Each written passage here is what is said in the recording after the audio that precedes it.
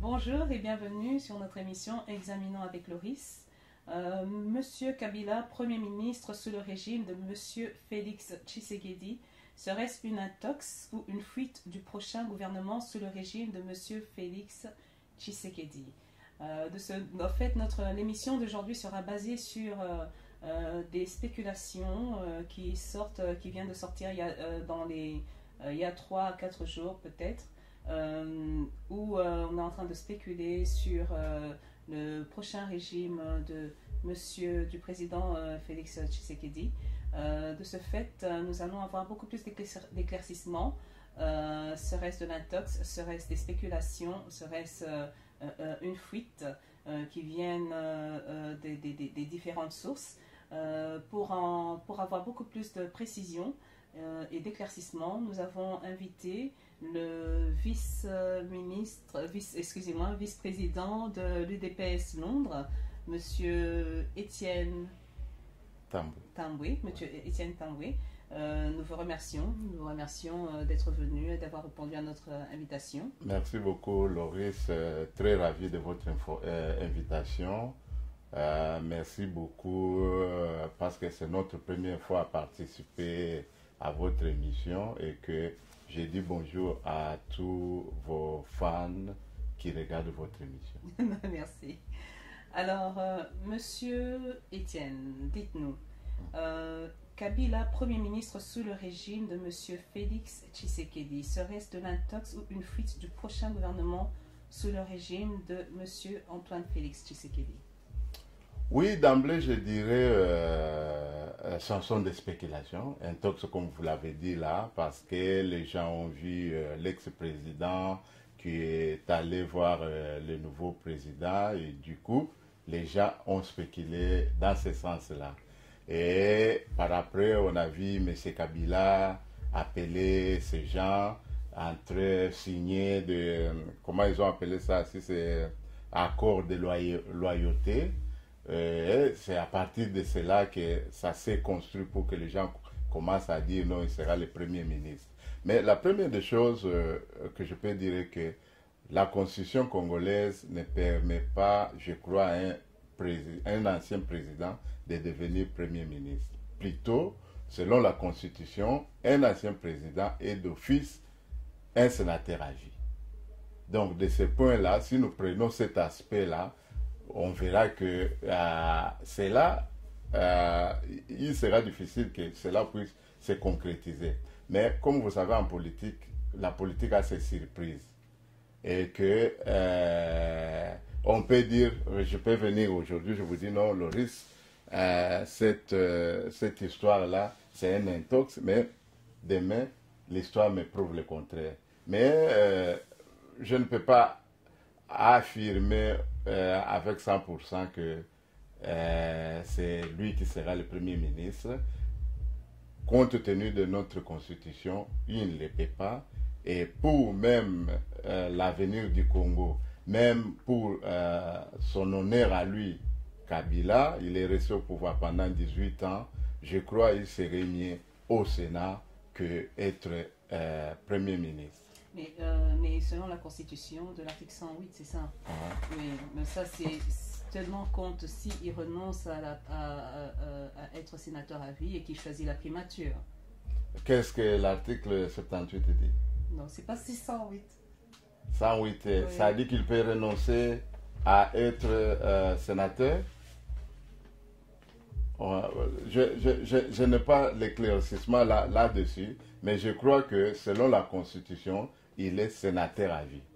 Et que nous, on n'a pas la Constitution de la Russie, où le président quitte et devient Premier ministre, et puis après... Non, nous, on n'a pas cette Constitution-là. Je crois que ça va rester comme ça, et que, du moins, une surprise qu'il soit Premier ministre dans le prochain gouvernement. Bon, quelle était la nature et la motivation de la rencontre de M. Kabila et les 330 députés le dimanche à Kingakati le dimanche dernier, 24 février 2019?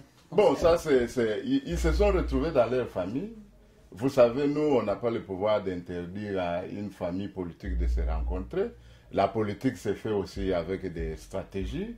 les gens se rencontrent. Ils viennent de perdre la présidence du pays et qu'ils doivent monter leur stratégie, comment, soit si ça sera une cohabitation ou bien une coalition, comment ils vont se comporter dans ces gouvernements-là. C'est pourquoi ils se sont retrouvés là. Nous, de l'IDPS, par exemple, en plus, moi, je n'y étais pas, donc je ne peux pas vous donner la quintessence de leur rencontre, mais du moins, on peut toujours spéculer, comme les gens spéculent, mais vous savez, la politique, il y a les dessus de cartes que personne ne connaît. Et ça, c'est eux-mêmes qui savent ce qu'ils se sont dit. Mais si nous prenons leur démarche, comme je vous ai dit là, il est allé voir le Kabila est allé voir le président et par après, ils signent, ils sont dans la réunion que vous venez de mentionner, vous verrez qu'ils se préparent déjà comment avoir l'aval au gouvernement prochain qui va sortir. Peut-être c'est dans ce sens-là. Nonobstant les dessus des cartes. D'accord. Mais parce que dans ce cas-là, en ce moment, nous vivons un gouvernement de coalition, n'est-ce pas? Parce que dans le message d'au revoir de l'ancien président de la République, M. Joseph Kabila, il aurait encouragé les leaders politiques à privilégier une coalition plutôt qu'une cohabitation. Et nous rappelons qu'un gouvernement de coalition est défini comme étant un gouvernement parlementaire constitué par des membres de plusieurs partis qui ont accepté de coopérer. Okay. Mais la raison habituelle d'un tel arrangement est qu'aucun parti seul n'a suffisamment de députés pour constituer une majorité au Parlement. L'UDPS n'avait donc pas assez de députés dans l'Assemblée. Ouais, ça c'est vrai, mais c'est un débat qui, ça fait la beauté de la politique. Il y a les gens qui parlent de la cohabitation, il y a des gens qui parlent de la coalition. Moi je dirais ce sont des mots politiques. Les deux, bien sûr ça peut signifier différentes choses, mais les deux nous donnent que deux camps doivent cohabiter par exemple. Donc, au niveau du gouvernement, on ne peut pas se cacher aujourd'hui, ça sera les gens de l'ancienne majorité présidentielle et les nouveaux élus, l'UDPS cache nos alliés qui vont former le gouvernement actuel. Donc, dans ce sens-là, moi, je ne trouve pas un problème. On aura soit qu'on appelle ça une coalition, qu'on appelle ça une cohabitation, mais du moins, ça sera les gens qui viennent dans des partis différents. Et vous savez, notre politique, la façon qu'on a fait, c'est depuis l'indépendance même, notre constitution fait qu'un seul parti ne peut pas avoir la majorité. Donc, nous serons toujours obligés à avoir un gouvernement composé de, je ne sais pas si c'est 80 partis politiques. Et surtout qu'au Congo, vous savez, il suffit seulement d'être un leader, même si vous n'avez pas de gens derrière vous, vous avez un parti politique. Nous sommes dans un pays où on a plus de 700 partis politiques.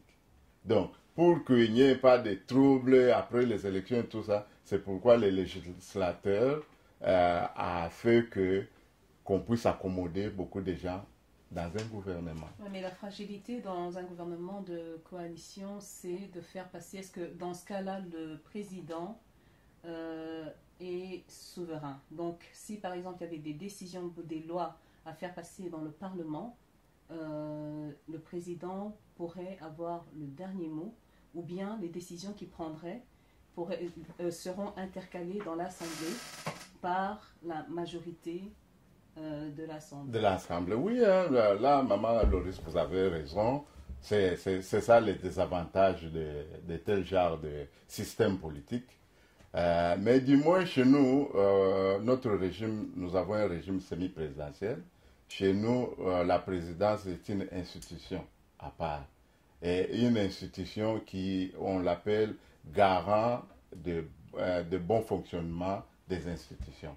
Donc, le président il sera là pour s'assurer que tout marche bien. Et prenons par exemple les gens qui seront au gouvernement, ils vont bloquer quoi, par exemple?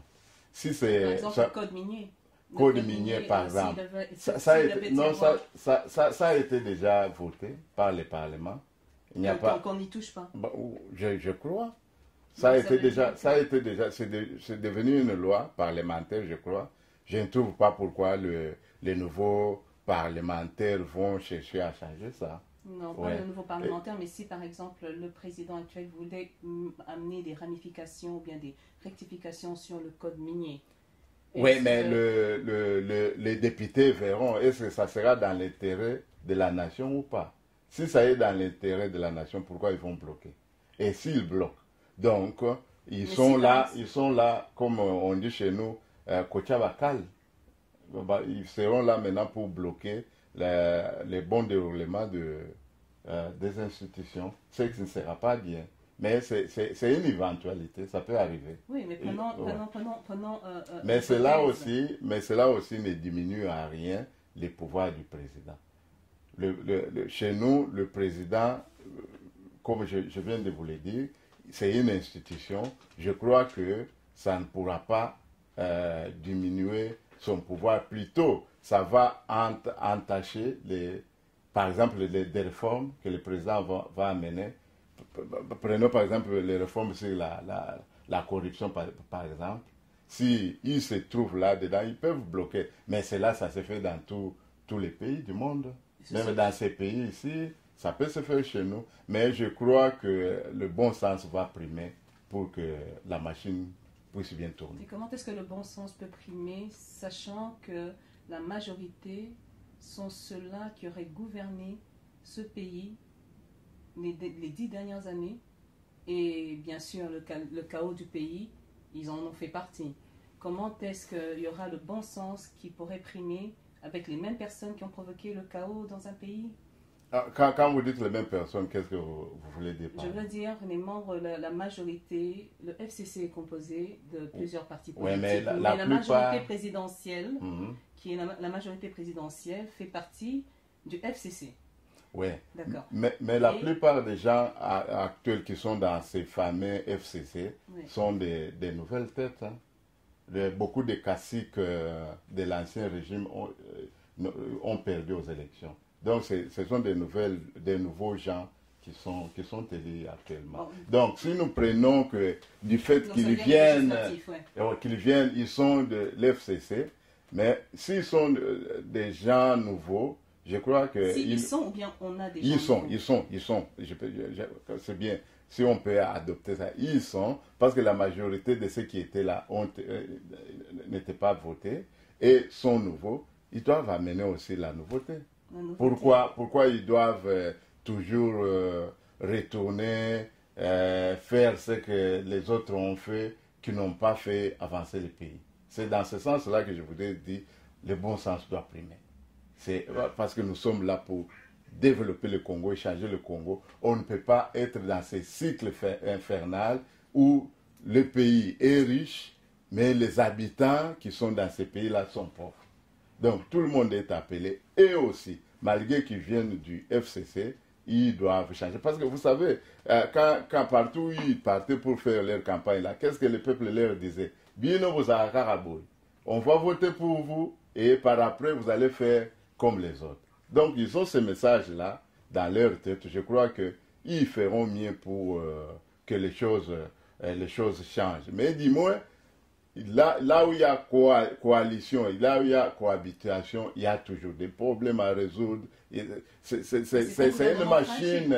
C'est un gouvernement de coalition, c'est un gouvernement fragile. S'il n'y a pas le bon sens, s'il y a des gens qui ont de calculs, comment on dit, de mauvais calculs derrière leur tête, oui, ça va. Mais si le bon sens prime, ça va bien fonctionner. Si tout le monde mettait l'intérêt du Congo devant, je crois que il n'y aura pas de problème. Mais dis-moi, il peut y avoir des problèmes parce que c'est entre les humains. On ne peut pas dire que tout sera parfait. Comme l'effet Madelou System l'avait dit, on n'est pas encore au paradis. On est sur cette terre des hommes. Il y aura toujours des choses à résoudre, des choses à se disputer. Monsieur le Président, Monsieur Félix Tshisekedi aurait totalisé dimanche le 24 février 2019 un mois au sommet de l'État depuis sa prestation intervenue le 24 janvier 2019. Pourquoi le gouvernement n'est-il toujours pas sorti? Oui, le gouvernement n'est pas encore sorti. On vient de parler. Il y a et qui ont la majorité. Nous, on a la présidence. Et tout ça, il faut combiner pour faire sortir le gouvernement. Ce n'est pas vraiment la faute du président. Eux, au Parlement, jusqu'à aujourd'hui, ils n'ont pas encore le bureau définitif. Donc, le bureau n'est pas encore sorti. Selon notre constitution, on doit attendre le Parlement d'être prêt. On part au Sénat, les sénateurs, on doit voter. Le vote des sénateurs s'est fait tous les jours ici. On les vote aussi. Et c'est là où, c'est par là que le gouvernement va sortir et le président va faire un discours devant, comment ils appellent ça, si c'est le Congrès. Donc, tous les deux chambres réunies. Le président fait son discours là-bas et puis il nomme l'informateur, il constate la majorité au Parlement et puis la majorité lui donne 3 noms de Premier ministre et lui, il choisit un nom, celui-là forme le gouvernement.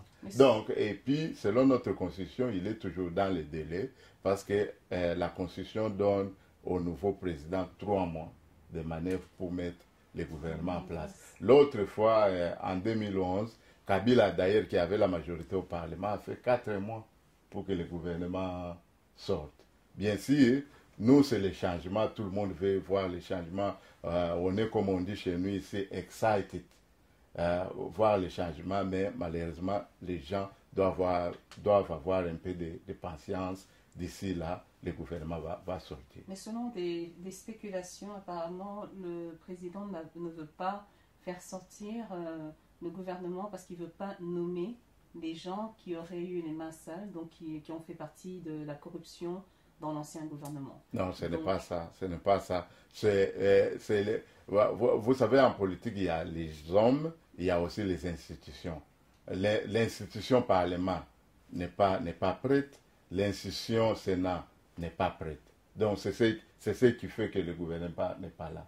Donc, ces gens-là qui refusent aujourd'hui ou demain, si ces institutions sont prêtes, je crois qu'il sera obligé de nommer un Premier ministre. Donc, fions-nous à... C'est de la bonne guerre. Les gens peuvent spéculer, dire tout ce qu'ils veulent, mais on ne peut pas... Comment on va former le gouvernement? Regardez l'autre détail qu'on oublie. Les gens à Beni, Botembo et Yumbi n'ont pas encore voté. Donc, on a besoin que ces députés-là viennent aussi au Parlement et que tout soit prêt. On ne peut pas aller vite en besoin. Comment on va procéder? Et si le FCC exigeait qu'il y ait un nom qui sorte parmi l'ancien gouvernement, que ce soit encore l'un de leurs qui soit voté dans la primature? Mais et qu'effectivement, ce candidat-là aurait eu les mains sales, aurait participé à la corruption et que sais-je encore dans le gouvernement passé, si le FCC exigeait que l'un de ces noms puisse faire partie des candidats. On va constater. Et si ça sera pour que le pays marche, est-ce qu'on sera obligé de stopper le pays pour un nom? Je ne crois pas. Comment le pays peut marcher avec quelqu'un qui aurait participé à la corruption? Oui, mais ça sera différent. Il n'est plus dans l'environnement passé. Hein. Ça, c'est un nouveau environnement. Vous voyez, vous avez vu ce que le président a fait. Il est parti là où visite officielle, il est retourné. Il a remis l'argent restant dans les comptes. Sur combien? Donc, sur combien qui a été pris? Oui, je vais me renseigner, je vous donnerai cette raison-là. Mais les gens qui posent cette question-là, vous savez que ce n'est pas une bonne mentalité. Hein. Parfois, nous devons avoir la mentalité qu'a les Anglais ici. Vous savez, les Anglais... Que je termine un peu mon idée. Les Anglais ici encouragent toujours les gens à bien faire. Même si tu as fait à moitié, ils vont te dire « Ah, that's good. Ah, yeah, next time, change this, change. » Est-ce qu'ils ont d'abord dit « Ah, merci, président. Vous avez montré l'exemple non, non, nous allons vous suivre. Et félicitations en tout cas de faire c'est un exemple oui. bien sûr Donc, à applaudir. Oui, il faut applaudir, il faut applaudir. Quand on applaudit déjà, c'est déjà l'essentiel. Parce que même s'il avait pris 10 millions, les 100 000 quelque chose là, c'est beaucoup d'argent. Donc 10 millions sur 100 et non, non, je donne l'exemple. C'est pour ça que... Mais s'il n'avait pas donné cet argent, même les 10 millions ou combien il avait pris, le pain là ne serait pas retourné. Ne serait pas retourné. Mais maintenant, quand on est transparent, quand il y a redevabilité, et quand, bien sûr, on expose ses comptes, ou bien quand on est redevable devant, on veut exposer les comptes, ou bien effectivement montrer quel était le budget, nécessairement, il faudrait dire combien a été pris et combien a été remis. Et aussi, comment l'argent a été dépensé. Normalement, si on veut réellement, mais du moins comme j'ai dit, c'est un exemple à applaudir. Ouais. Cependant, quand on commence à entrer dans des détails pareils, bien sûr, mais c'est quand même un détail, un détail qui est important. Non. Ça sont des détails, sont des détails des gens qui ne veulent pas l'amélioration de l'être humain. On doit encourager les biens. Ça, c'est un président de la République, c'est pas un non. Mais qui l'a fait? Chez nous, on a l'histoire seulement de Kassavou. C'est Kassavou qui faisait. Kassavou est resté bon gestionnaire à cause de ça. Est-ce que les gens ont demandé combien Kassavou vous prenait quand il retournait l'argent? Non. Pourquoi? Parce que c'est une valeur. Vous voyez, le valeur pareil, il faut le chérir comme... oui, il faut apprécier. Quand on commence à entrer, non, tu m'as donné à manger, pourquoi? Parce que tu avais beaucoup... Dans la maison, quand je viens chez vous, Loris m'a donné à manger parce qu'il en avait beaucoup. Il ne voulait pas jeter ça. C'est pourquoi il m'a donné. Vous voyez que ce n'est pas correct. Ce n'est pas correct. Quelles seront donc les mesures mises en place par le président pour contrecarrer la corruption, pour qu'il n'y ait plus de corruption au sein du gouvernement, le blanchiment d'argent, le détournement des fonds? Quelles sont les mesures mises en place? Les mesures, c'est comme on le dit toujours chez nous dans l'IDP, bien sûr, il n'est plus le président de l'IDP seulement, c'est le président de tous les Congolais, mais il a la culture de chez nous qui dit le développement du Congo implique un état de droit. Quand il y a un état de droit, donc ça veut dire la justice est au-dessus de tout le monde. Et cela veut dire que le procureur général n'aura pas peur de poursuivre quiconque. Quand la justice est libre de faire son travail, de poursuivre quiconque, je crois que la corruption ne sera pas là. Parce que quand on vous attrape les mains dans les sacs, vous êtes déféré devant les tribunaux et que vous êtes puni, les restes des gens qui verront cet exemple n'oseront pas. Regardez un peu l'exemple qu'on peut citer par là. C'est la mort de 3 étudiants à l'université de Lubumbashi. Le colonel qui avait donné le mot d'ordre de son fils se sont aux arrêts. Okay, mais le procureur, donc vous voyez que des exemples pareils, on n'en avait pas. Donc il y avait l'impunité dans le pays. Donc pour arrêter la corruption, il faut arrêter l'impunité. Quand vous arrêtez l'impunité, c'est tout. J'avais vu une vidéo, il y a quelqu'un, je ne sais pas c'est dans quel pays, où il donnait l'exemple, il dit qu'est-ce qu'ils ont fait pour arrêter la corruption. Il dit pour arrêter la corruption, il faut punir les gens d'en haut. Quand les gens d'en haut commencent à être punis, ça va, les gens d'en bas vont suivre. Donc c'est ce qui va se passer. Oui, mais quand vous tenez, le procureur général ça sera toujours le même sous le régime de M. Kabila, parce que nous savons que quand même, en ce qui concerne, c'était aussi une machine que le président Kabila manipulait. Mais qu'est-ce qui vous pousse à dire de telles affirmations? De telles affirmations, c'est déjà en ce qui concerne les différents votes qu'il y avait eu, il y avait... non, les procureurs ne sont pas votés, ils sont nommés. Non, je parle des votes, par exemple, les décisions. Quand il y a eu des plaintes ou bien des cas qui seraient fait rentrer, qui seront rentrés, je me rappelle, quand il y avait l'ancien les problèmes les élections devaient se passer et il fallait... Mais ça va rentrer toujours dans ce que je vous ai dit, c'est l'environnement. Quand l'environnement change, vous voyez même un poisson, quand vous le tirez de la rivière, vous le mettez dans un box, là, il va s'adapter selon l'environnement. L'environnement actuel, c'est l'environnement du changement. C'est l'environnement, il n'y aura pas l'impunité. Il n'y a personne qui est au-dessus de la loi. Je crois qu'ils vont s'adapter et ils vont faire leur boulot. Vous savez, il y a les gens qui ont mobilisé l'argent, là, c'est dans le domaine des télécommunications, ils ont mobilisé 77 millions de dollars et leur projection pour toute l'année, c'était 62 millions. Vous voyez que de bonnes volontés, là, il y en a partout au Congo. Et ces gens-là ont la volonté de travailler. Je crois que les Congolais vont montrer, ils vont changer pour aider les Congos à se développer. Est-ce que le fait FCC peut être dissous? Est-ce que les membres actuels de la majorité présidentielle ou le FCC qui furent membres de l'UDPS, par exemple M. Tshibala, Mende, Chadari et Badi Banga qui font partie maintenant du FCC, si par exemple les membres de l'UDPS comme M. Tshibala, Mende, Chadari voudraient revenir à l'UDPS, est-ce que l'UDPS pourra les réintégrer et est-ce qu'il y a moyen de dissoudre le FCC en sorte que l'UDPS puisse avoir une majorité dans l'Assemblée? Oui, là vous avez deux questions. Oui, vous avez des questions. Je vais commencer d'abord par dissoudre le FCC. Le FCC, d'abord, ce n'est pas une entité juridique, vous savez. C'était, comment je dirais, c'était un nom... comment ils ont appelé ça? Ce n'était pas une coalition, c'était quoi? C'était... il y a une plateforme électorale. Donc, ils sont partis là-bas. Juridiquement, ils ne sont pas connus.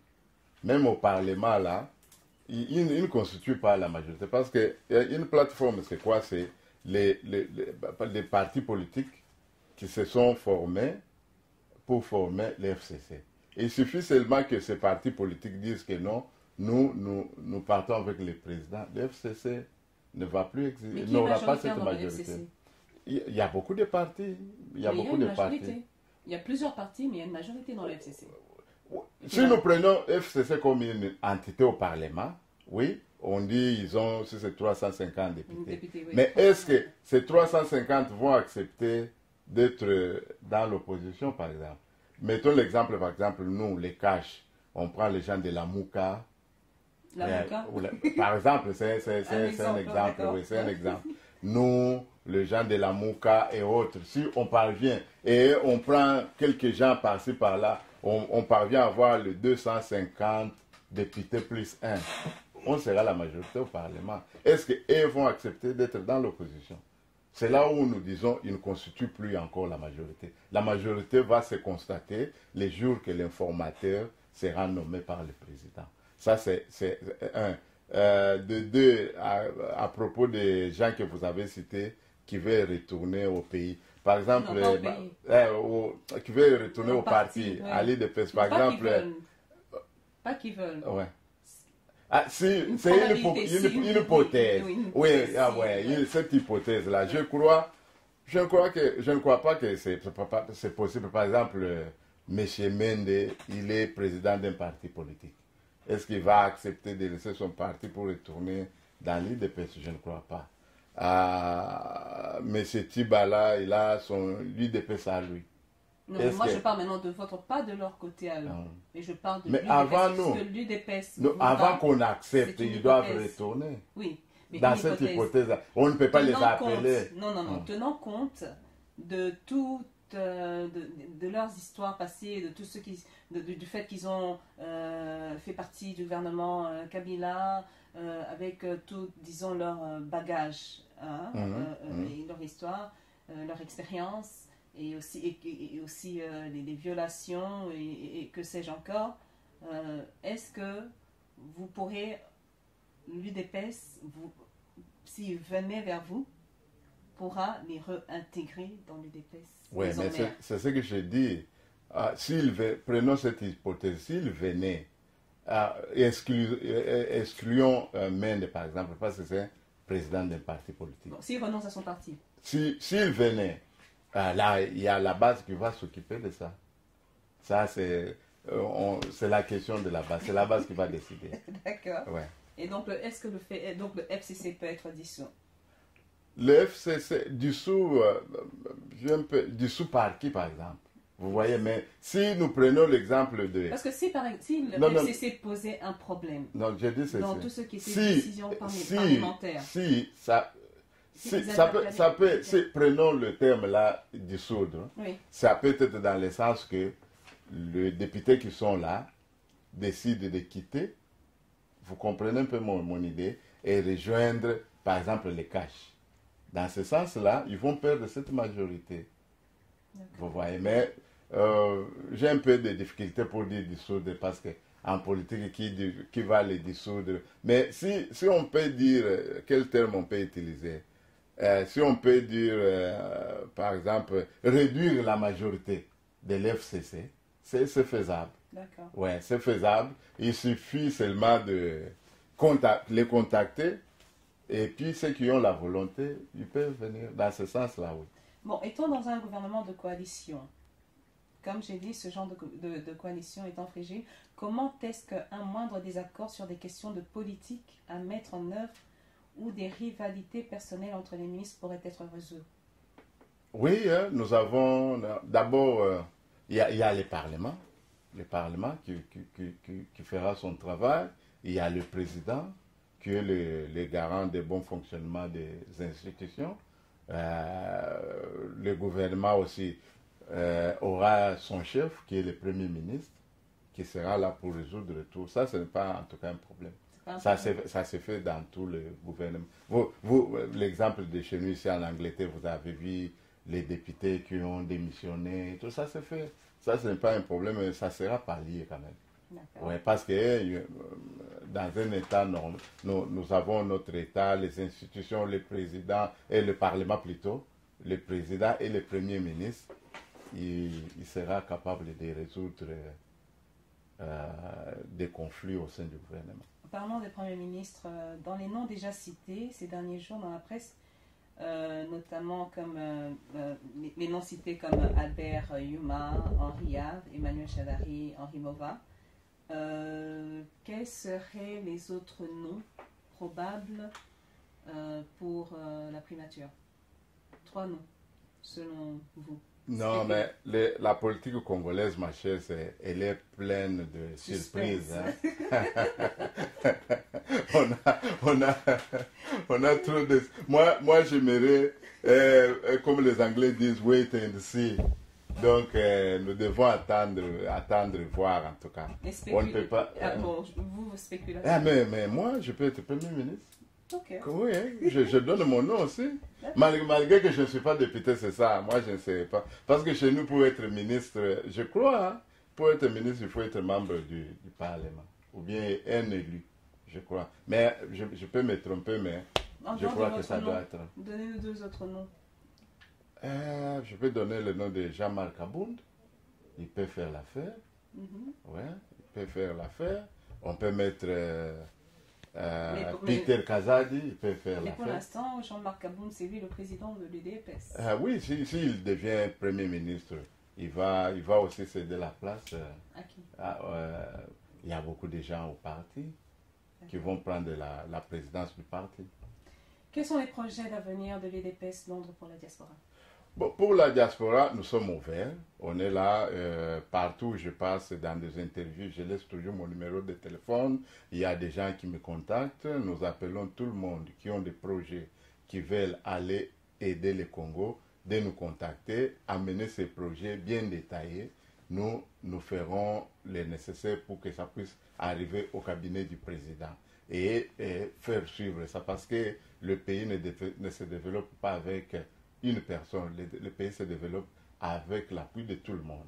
Vous voyez dans ces pays où nous sommes, nous qui sommes dans la diaspora congolaise, vous verrez que partout dans vos pays, sauf peut-être, je ne sais pas en Afrique, mais du moins en Occident, les gens qui sont en Amérique, qui sont ici en Europe, vous verrez que le secteur privé aide beaucoup le pays. Les secteurs de charité, par exemple, ce qu'on appelle ici chez nous charité, dans d'autres pays on appelle ONG, aident beaucoup le pays. Comment est-ce que les ONG aident? Ils amènent d'abord l'argent, ils ont des projets, ils emploient les gens sur place et ils aident les gens, sans que le gouvernement aide tout ce monde-là. Donc, vous imaginez si 10 000 Congolais rentraient au Congo avec des projets pour créer les emplois. Vous voyez un peu combien de gens seront employés. Mais quelles sont les facilités alors dans ce cas-là? Donc, mais c'est ce que j'ai dit. Quelqu'un amenez les projets. Vous savez, la plupart des gens ont des projets en tête. C'est difficile. Écrivez votre projet. Détaillez-le. Amenez.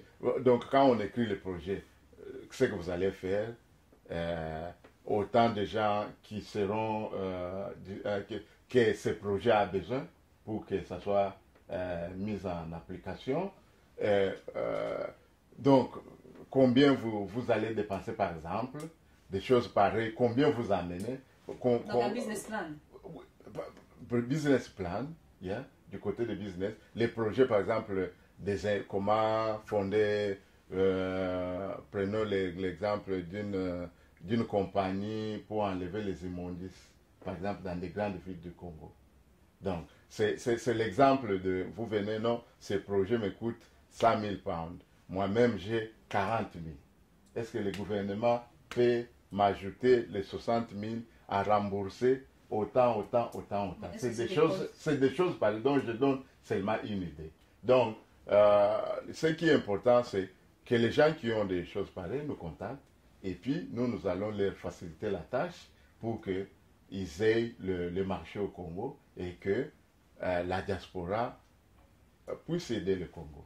Il y a, par exemple, moi j'ai eu une idée là de faire une bibliothèque au Congo.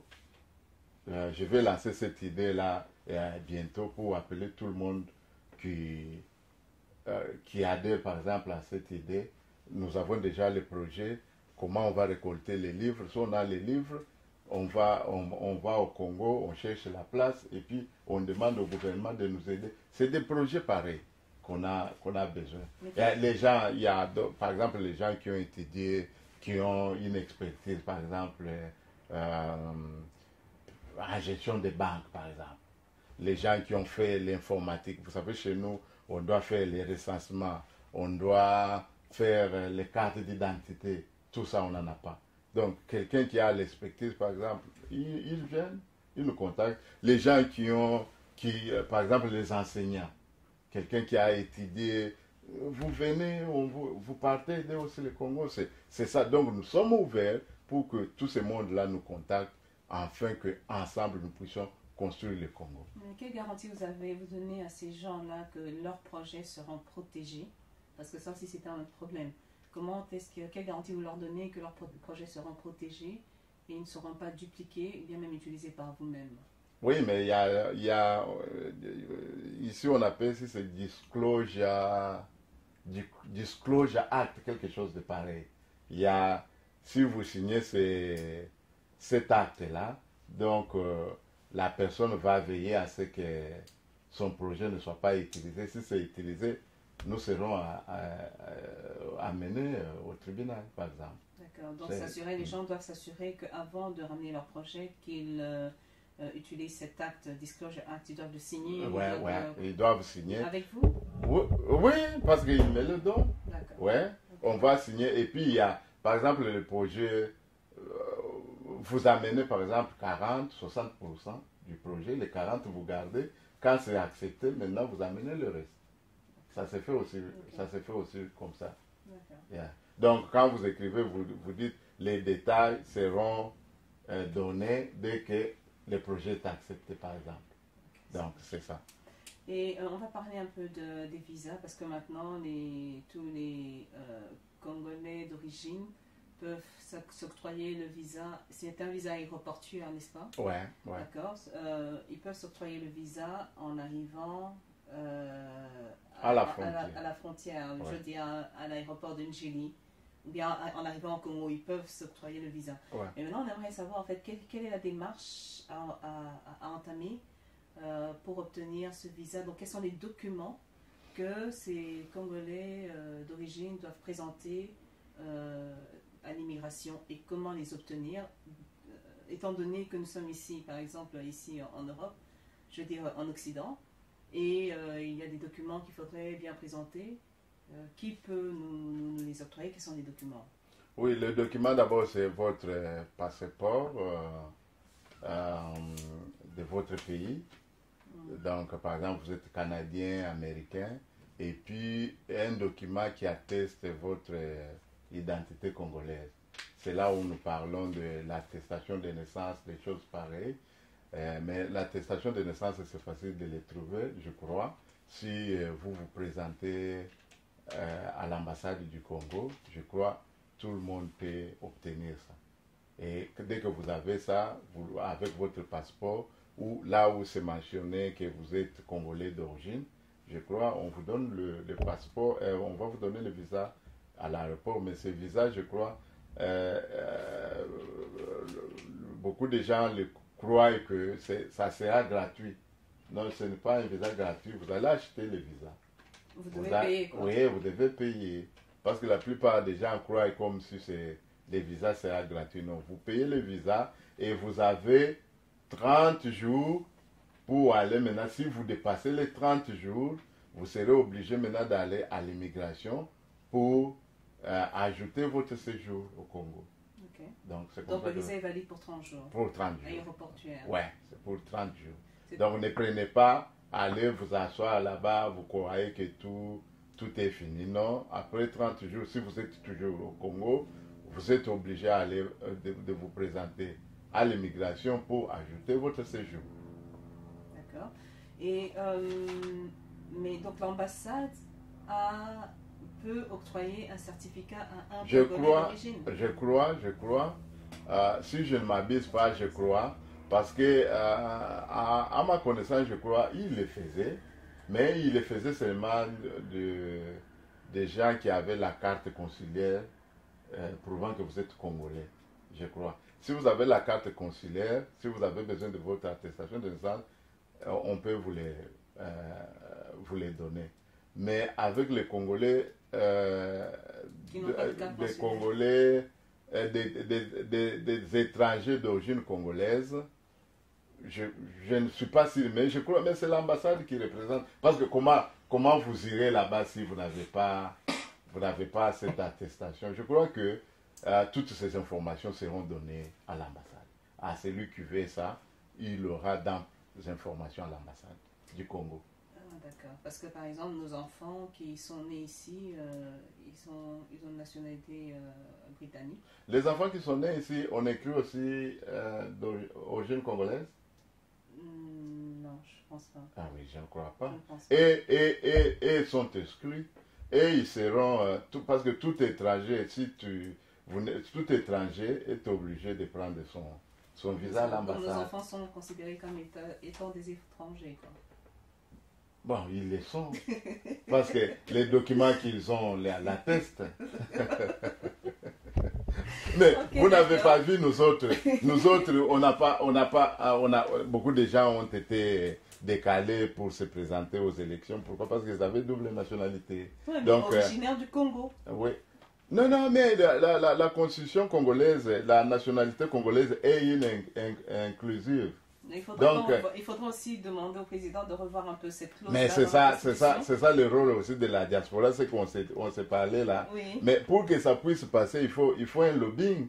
Ça ne va pas passer comme ça. Il faut que la diaspora fasse un lobbying, qu'on écrive, qu'on montre l'avantage qui est dans ça. On va présenter au Parlement, on fait notre lobbying là-bas pour que le Parlement puisse voter ça, qu'on change. Ça, ce n'est pas le rôle du président seul, ça c'est le Parlement. Donc c'est ça. Ok. Bon, quel est le sort des réfugiés politiques qui auraient demandé l'asile au nom de l'UDPS étant donné que le président aurait déclaré qu'il n'y a plus de réfugiés politiques. Oui, des réfugiés politiques, c'est parce que, comme on l'a dit ici, oui, comme on l'a dit ici, on va instaurer, on a déjà instauré d'ailleurs un état de droit. Donc, quand il y a un état de droit, on ne voit pas pourquoi les gens vont se réfugier ailleurs. Au moins, peut-être je ne sais pas, mais des réfugiés politiques, comme le président l'avait dit là, on n'en a pas besoin au Congo parce que le Congo a un état de droit. Mais pour les gens qui sont déjà de l'autre côté, qui étaient membres de l'IDPS et que l'IDPS aujourd'hui est aux affaires, la première des choses, chacun doit travailler d'abord avec son avocat. Voir comment son dossier se déroule. Et s'il y a moyen qu'on peut intervenir ou quoi, la personne doit nous contacter. Que tout celui qui est dans ces difficultés-là nous contacte, on verra comment ça va se jouer. Mais le problème de l'asile, c'est d'abord la personne et son avocat. Qu'il travaille, l'avocat verra comment on peut travailler là-dessus. Ceci est arrivé à tous les pays qui ont connu des changements. Que ce soit les gens de Libéria, les gens du Sierra Leone, tout ce monde-là, quand il y a eu changement chez eux, d'office, le pays hôte avait reconsidéré tout celui qui n'avait pas encore de papier. Donc, on parle des gens qui n'ont pas encore eu leur statut de réfugié. Mais les gens qui ont le statut de réfugié, ils n'ont rien à craindre. Mais ceux qui n'ont pas encore eu le statut de réfugié, c'est ce que je dis. Donc, qui voient avec leur avocat quelles sont les autres mesures qu'ils peuvent prendre pour leur demande d'asile. Oui, ils doivent travailler avec leur avocat pour suivre leur dossier. Mais non. Donc, dans cela, l'UDPS, qu'est-ce que l'UDPS peut faire? Parce que ça, ce n'est pas notre pays. Si c'était au Congo, oui, ça, ce n'est pas notre pays. Il y a des lois dans chaque pays où tout... Par exemple, prenons les cas chez nous ici. Il y a l'homme ou fils qui s'occupe de ça. Donc, chacun doit travailler avec son avocat. S'il y a... quelqu'un peut avoir des conseils, il est membre de l'IDPS, il vient. D'ailleurs, moi, je connais la plupart des gens qui sont dans des difficultés. On travaille là-dessus. Mais les gens qui on ne peut pas dire prétendent, mais qui étaient membres de l'IDPS, ils sont venus ici, ils ne se sont pas présentés au parti. Vous verrez qu'ils vont se trouver dans des difficultés. Mais du moins qu'ils entrent en contact avec nous, on verra comment travailler. Mais le premier conseil, c'est de travailler avec son avocat. En dehors de son avocat, il n'y a pas d'autre issue pour résoudre un problème pareil. D'accord. On est en train d'arriver à la fin de notre émission. Vous avez un dernier mot, brièvement?